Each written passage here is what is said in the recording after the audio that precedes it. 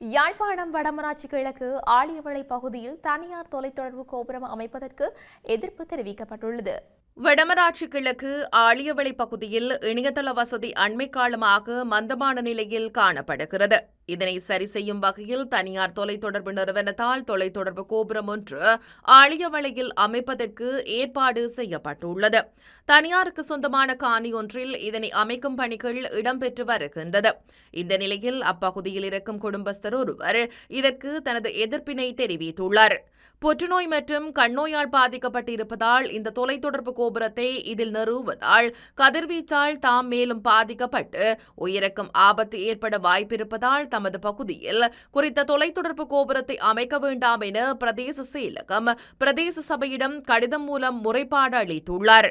சம்பவ இடத்திற்கு நேற்று வருகை தந்த பருத்தித்துறை பிரதேச சபை அதிகாரிகள் குறித்த தொலைத்தொடர்பு கோபுரம் எந்தவித அனுமதியுமின்றி அமைக்கப்படுவதை சுட்டிக்காட்டி உரிய முறையில் அனுமதி பெற்ற பின் பணிகளை தொடருமாறும் அதுவரை பணிகளை இடைநிறுத்துமாறும் அறிவுறுத்தல் வழங்கி சென்றுள்ளனர்.